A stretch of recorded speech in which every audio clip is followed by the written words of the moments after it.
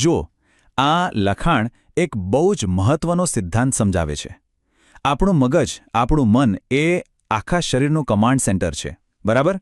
એટલે જો એ કમાન્ડ સેન્ટરમાં જ કોઈ ગડબડ હોય, કોઈ તોફાન ચાલતું હોય, તો એની અસર કે મન પૂરતી સીમિત રહી જ ના શકે. એ તોફાનના મોજા આખા શરીરમાં ફેલાવાના જ છે. અને આ એકદમ સચોટ વાત છે કે દબાયેલી લાગણીઓ ક્યારેય મરતી નથી. એ તો અંદર જીવતી રહે છે અને પછી શારીરિક બીમારીઓ બનીને બહાર આવે છે.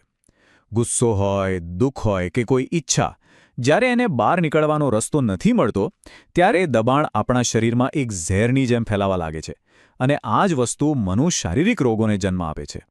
આચાર્યજી આનું એક સરસ ઉદાહરણ આપે છે, અલ્સર. સતત ચિંતા અને તણાવની સીધી અસર આપણા પેટ પર થાય છે અને પાચનતંત્ર ખોરવાઈ જાય છે. આ જે માનસિક તણાવ છે ને, એ જ શરીરમાં એસિડ બની જાય છે. પછી એ આંતરડાની દિવાલોને નબળી પાડે છે અને અલ્સર જેવી બીમારીઓ પેદા થાય છે. તો પછી આમાંથી શીખવાનું શું? એ જ કે લાગણીઓને દબાવવી એ કોઈ ઉપાય નથી. એ તો સમસ્યાને વધુ મોટી અને ખતરનાક બનાવવાનો રસ્તો છે. દબાયેલો શોક હૃદયને પથ્થર જેવું કરી દે છે. દબાયેલો ગુસ્સો સંબંધોમાં આગ લગાડી દે છે.